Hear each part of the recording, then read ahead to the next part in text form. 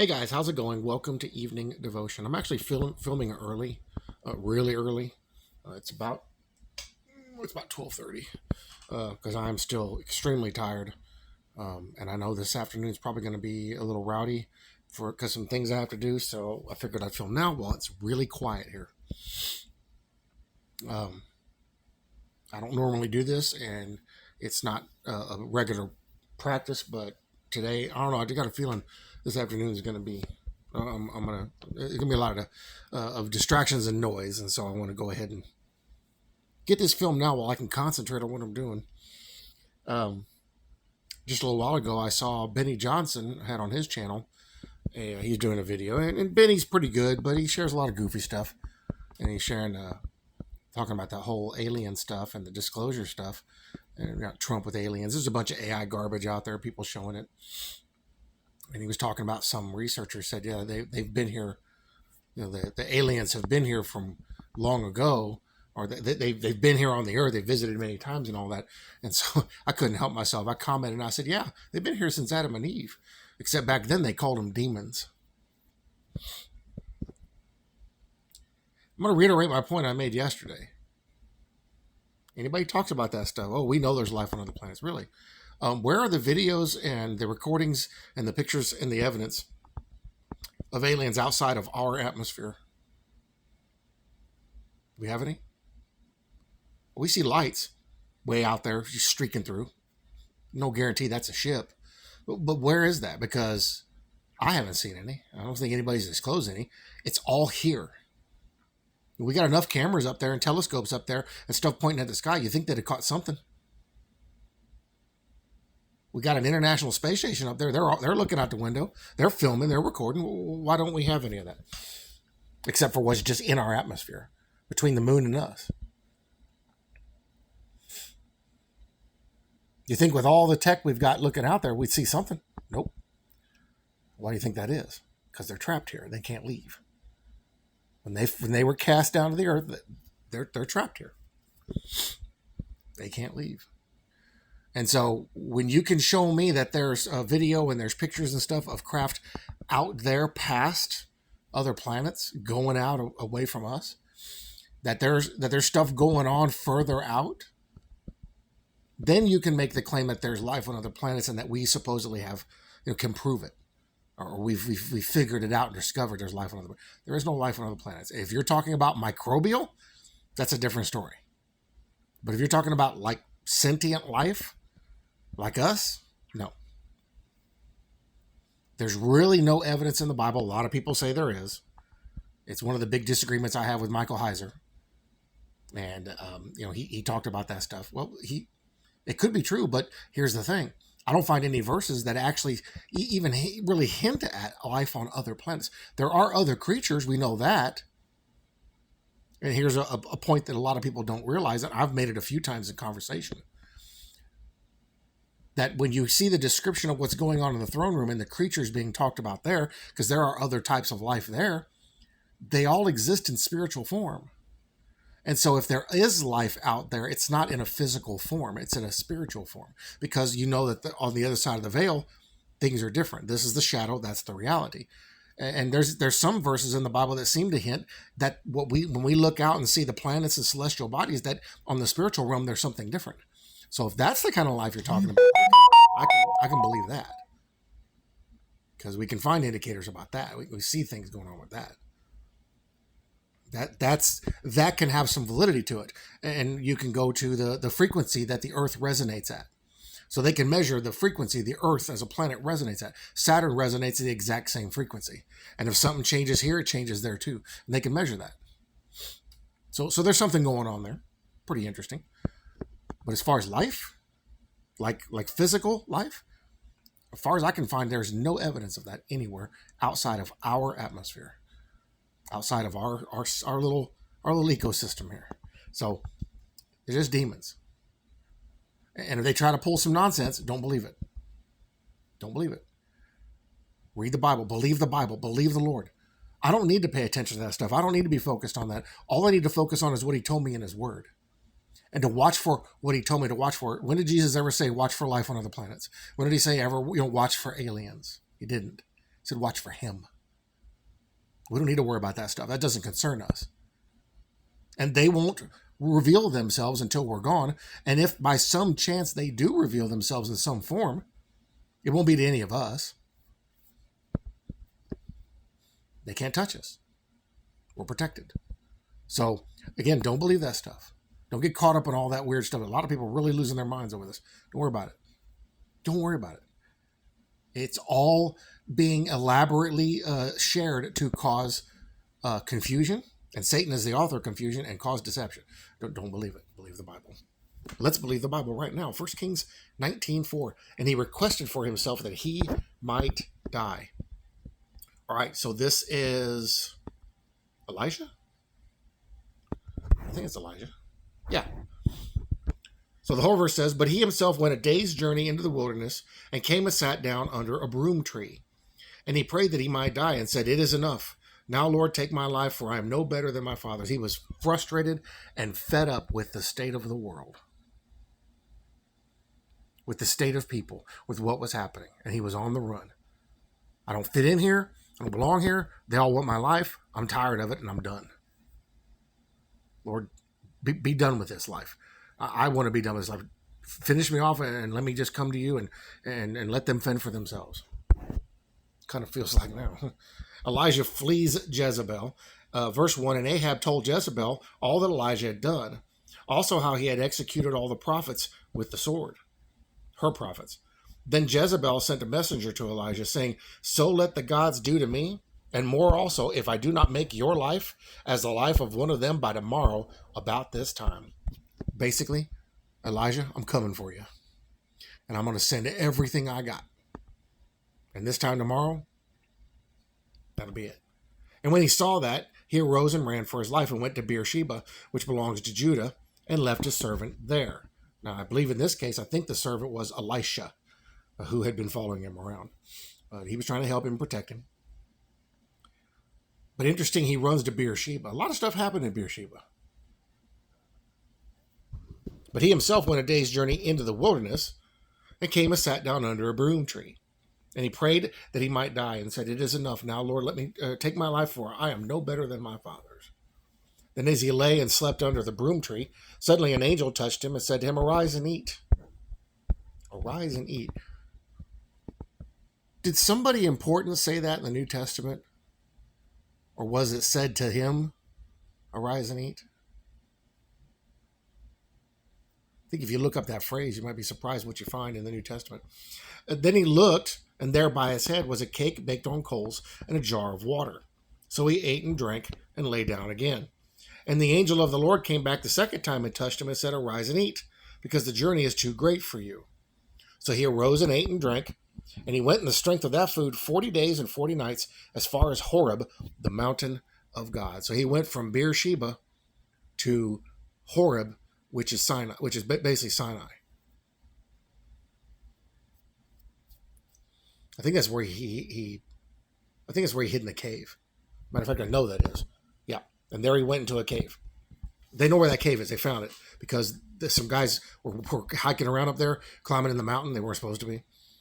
And they went up inside this little cave they saw, and they're like, is that the cave? They turned around and looked, and the biblical description of what you could see out the cave matched. And like, this is where Elijah was. He was here. Pretty amazing. Then all the crazy stuff happened. We saw all the stuff being destroyed, and then a still small voice. Lord was trying to encourage him, but also tell him, hey, look, you think you're special? I got a whole bunch of people waiting in a cave to take your place. Just keep going. You'll be fine. All this stuff we got going on today, this whole alien nonsense in it, don't worry about it. The Lord's got it covered. We just keep doing what we're doing and keep moving forward, and we'll be fine. It was a remarkable thing that the man who was never to die, remember, Elijah didn't taste death. He was taken up in view of Elisha, watched him go in a chariot of fire. He witnessed it. There may be hints there to us because he was harpazoed. He was taken.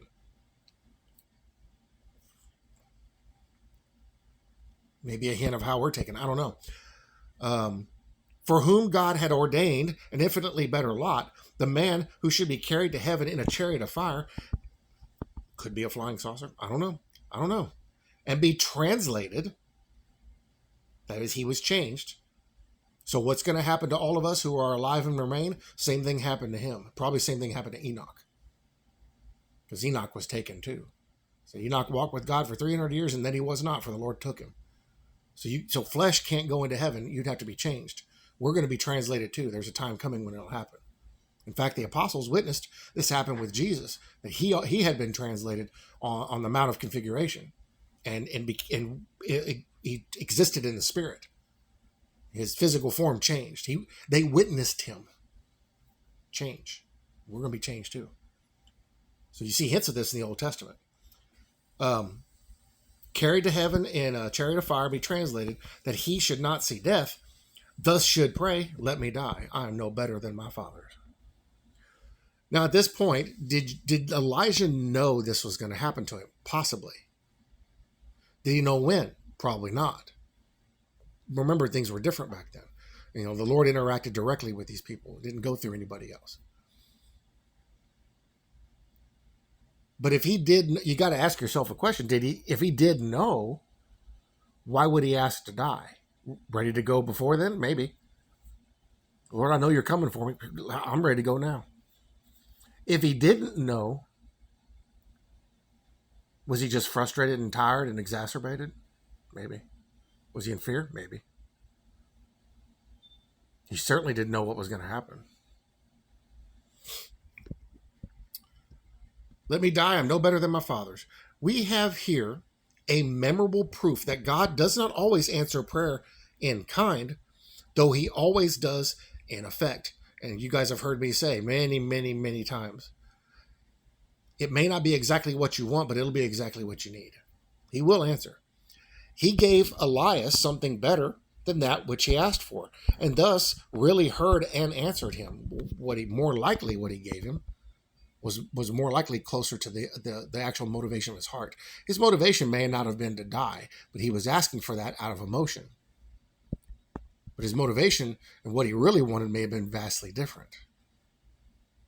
Strange was it that the lion-hearted Elijah should be so depressed by Jezebel's threat as to ask to die, and blessedly kind was it on the part of our Heavenly Father that he did not take his desponding servant at his word. There is a limit to the doctrine of the prayer of faith. Excuse me. We are not to expect that God will give us everything we choose to ask for. We know that we sometimes ask and do not receive, because we ask amiss. We ask for the wrong reasons. Now, what would have happened if Elijah would have said, Lord, let's say he knew that the Lord was going to take him at some point. Lord, could you take me now and get me away from here, to get away from this, to escape? Like what we talk about now, the rapture being an escape. I'm good to escape. I'm down. But is that the reason for it? No. It's not to. We're not to desire to escape these things, but instead to persevere through them, to overcome.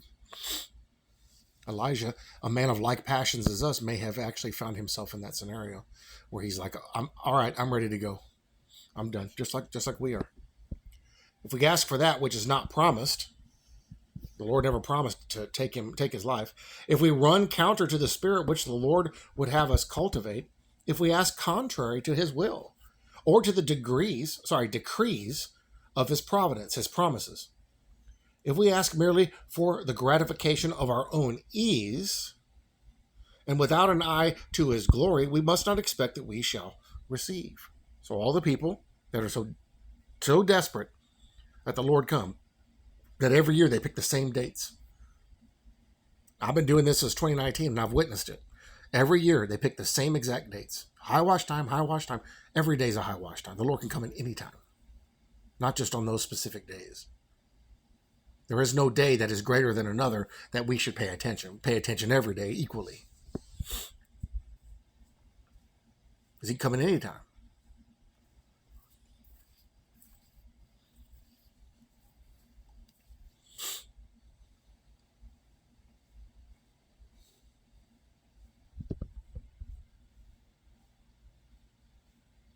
So if we're asking for our own selfish motivations and our own selfish reasons for the Lord to come and take us, obviously he's not coming.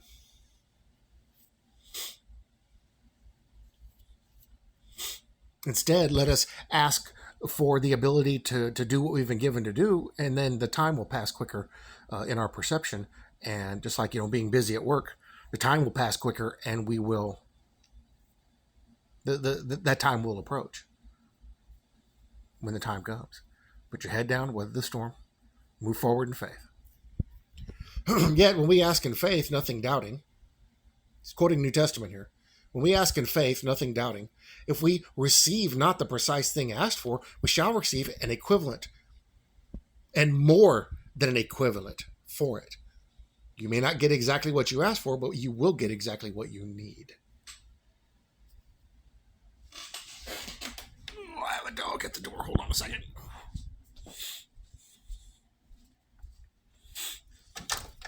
All right, come on, Fuzzy. Yeah, getting warm out there now.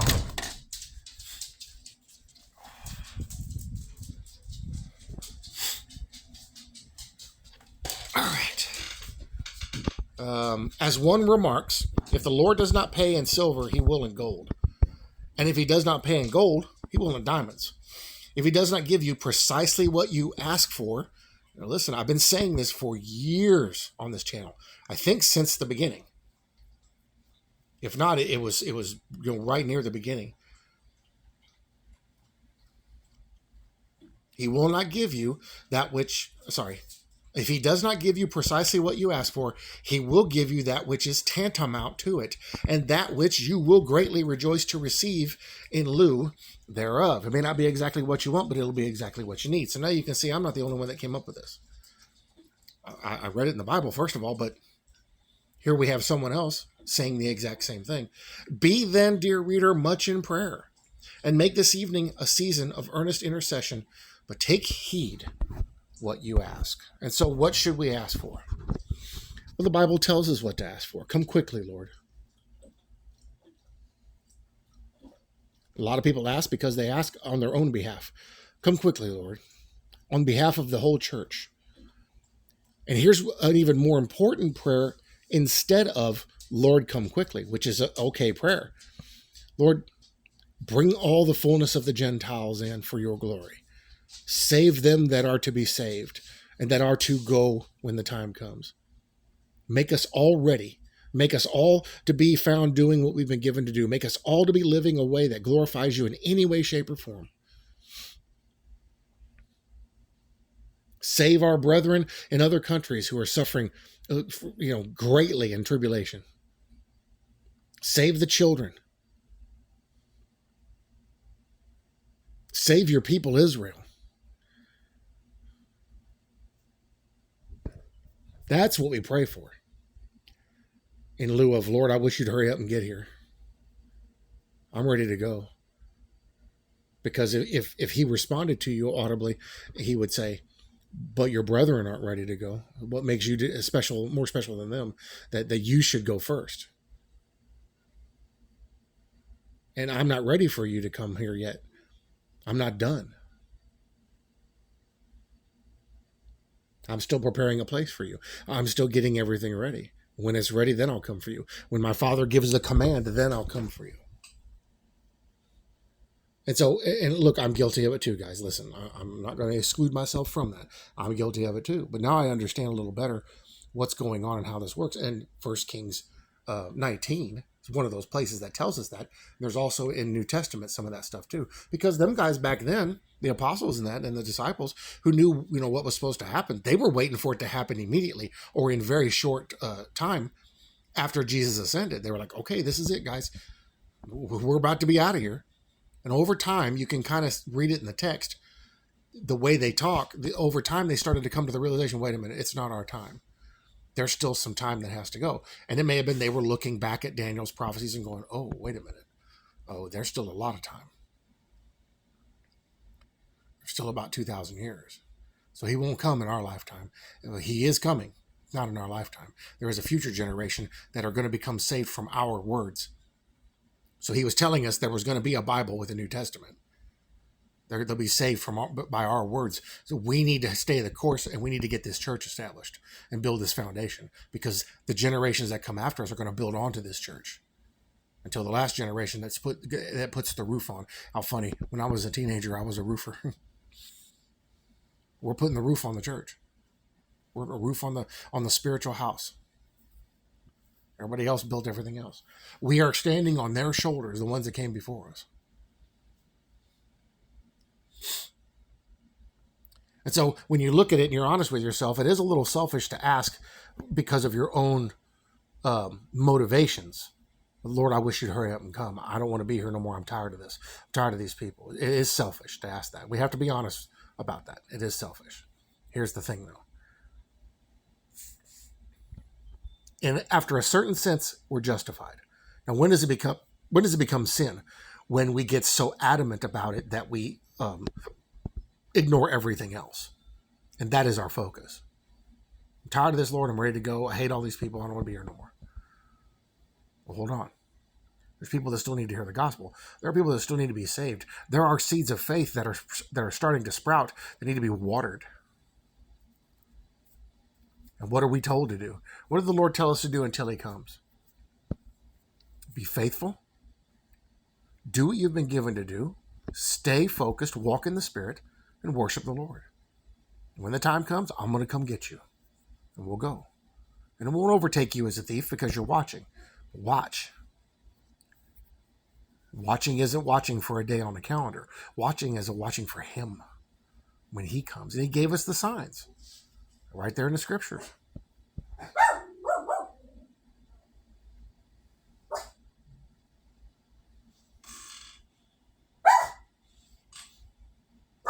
I don't hear what you're hearing.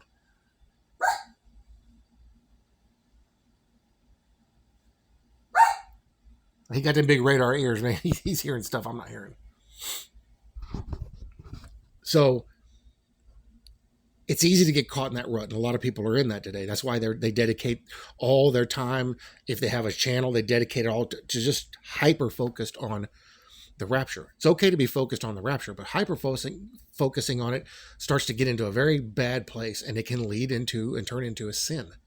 We can turn it into some form of idol. We need to be careful of that.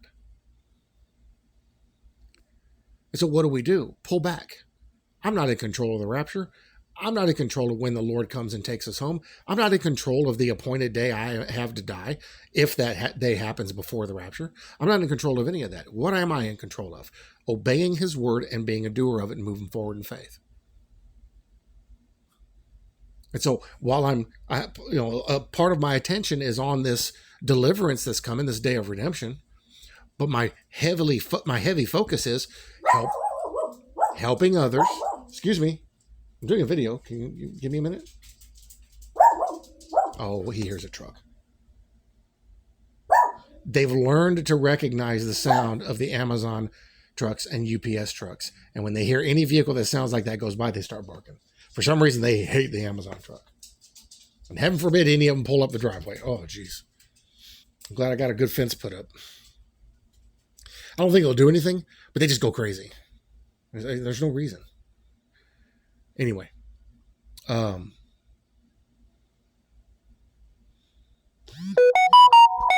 so excuse me. So we put our main focus on spreading the gospel if we can, praying for others, worship, reading the scriptures, growing in grace and in mercy and in love, growing in their sanctification, until the day comes that the Lord comes and takes us. And look, we're not going to miss it. A lot of people say, oh, well, I'm going to be doing this. I'm going to miss it. I'm going to be busy. No. If you're going with the Lord, if you're his, you're going to leave with him. He will make sure of it. Even if you are completely and utterly focused on what you're doing, he's going to come up. He's going to put his hand on your shoulder. He's going to turn around. It's time to go. Oh, already? Yep, let's go. And you'll go. And so you're not going to get left behind if you're not, because a lot of channels I've seen over the years have tried to get people guilted into that. Guilted into following them and listening to them and promoting them and giving them money. And they end up ignoring everything else. And back in the beginning of this ministry, I've had people ask me, well, should I do this even though we're watching for the rapture? Or should I engage in this? Should I buy this? And I told him, I said, live your life. The Lord never said for us to stop living because we saw these things. Keep living. Go and she may be listening. Go buy the furniture set. Or the other one, we're thinking about buying a piece of property. Go buy the property. If the Lord wills it and he's helping you to get moved and go to somewhere else and it'll be beneficial, keep doing what you're doing. Don't stop those things. I don't. We still travel and take trips. I mean, I'm not really interested in much stuff anymore. My wife wants to go fishing. And it's like, honestly, I don't want to deal with the people. But you go do the things you have to do. Go to doctor's appointments. Go mow the grass. I've been mowing a lot of it the last few weeks. Mow your grass and pay your bills and go buy your groceries and cook your food. And you live your life you've been given. You doing that does not constitute you not watching. We watch from more of a spiritual standpoint than a physical one. And the one thing we don't ever want to do also, like Elijah was doing, is we don't ever want to get in that place where we're so desponding that we want to try to work outside the will of the Lord. If we ask for something outside of his will, it's not going to happen. Like Elijah did. Elijah, you're not going to die a death. I don't have that for you. You praying for it is not going to change my mind. I have other plans for you. Something else that's going to happen. So get a grip on yourself. Here's what you're going to go do. Just trust me. I got this. And that's what happened. That's exactly what happened.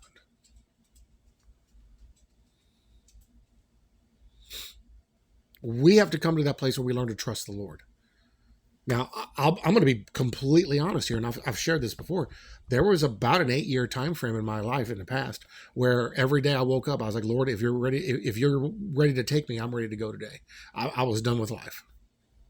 I was so frustrated. I was so depressed, and I looked forward to nothing, and I didn't even want to talk to anybody or do anything. Got up, did that, went to work, came home. I was so fed up with it. I really got myself into a dark place every morning. Lord, if you're ready to take me, I'm ready to go. He brought me out of that.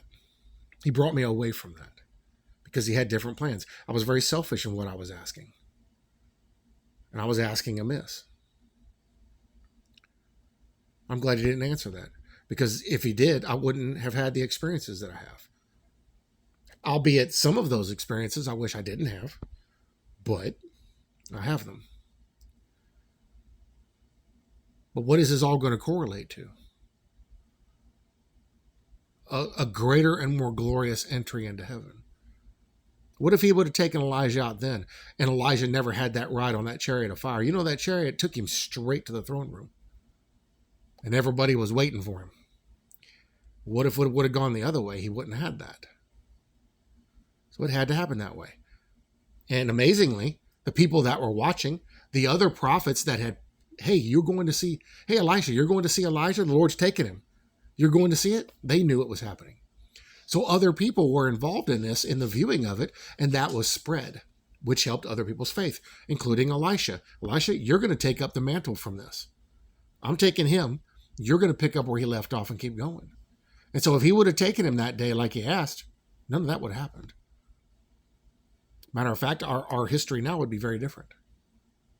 So it had to happen that way on purpose. So as much as we may be tired of this and not want to deal with this anymore, and let me tell you, there are some days where I'm in so much pain. Last couple of days has kind of been like that, where I'm okay if he says, it's time for you to go. Today, this is your appointed time. Okay, Lord. I'm tired of the pain. I'm tired of being in pain. I've been in pain over 10 years. I'm tired of it. I'm tired of not sleeping. I'd like to get a couple of good nights. I'd like to be able to sleep a good solid 6-7 hours. That'd be fantastic. And not have to get up every couple hours. Because I just end up more tired. But here's the thing. This is all by design. And the Lord is sovereign over every hour of lost sleep, over every ache and pain, over every trouble and every trial and every tribulation. So the things that we're experiencing, he's sovereign over these things. And these things mean something. They have value. So here's what we do. We look at that and realize what the reality of this is. And we say, okay, here's what I'm going to do. I'm going to walk in faith. I may not understand why it happens. I may not understand how this is going to unfold. But what I do know, beyond a shadow of a doubt, is that the Lord is in control. So I'm not going to doubt or fear, but instead move forward and let him lead me where he wills and to use me how he wants to use me. We do that. Can't go wrong. We do that. We won't have any problems. If we do that, this life gets a whole lot easier. Now listen, you're still going to have the struggles, but your perspective of them makes your response to them very different. I was so tired last night and sore. And I've been having an issue with this CPAP getting a stuffy nose, so it wakes me up a lot. But I still have it because there's a lot of pollen and stuff blowing around. We had another cold front coming through with more rain. We need the rain, though. But nobody here did anything when I was gone all day out of my mom's doing a bunch of work. And so I had to come home and I had to clean up the entire kitchen and I had to take out trash and unload and load the dishwasher and get cleaned up and everything ready just to cook dinner. And I was a little perturbed at that. It's like, okay, 2 other people have been here all day. Somebody could have done something. It would have helped me out greatly. And when you're sore and can't stand up straight, and I couldn't, it makes everything hard. A couple of times I walked out on the steps because our front steps, it's a big step and then smaller steps. A couple of times I thought I might take a dive off the top one because I was so unstable because I was tired. Well, here's the thing. I can't change any of that. What I can do is walk in faith concerning it and know that the Lord is in control. He'll give me the strength to do what I need to do. He did Sunday when I was at my mom's, and he did yesterday, and he'll do today. All I have to do is keep looking up. Keep looking up. Our redemption draweth nigh. And I'll close with this. When Peter walked on water, it's because he had his eyes on the Lord. When we keep our eyes on the Lord, we too will walk on water. And the troubles of this life will not hold us down. The deceptions, the evil, none of that, it won't stop us. It won't hold us down. Because he's got us by the hand and he will lead us home. I love you all very much. I bless you all in Jesus' name. I'll see you in the next video.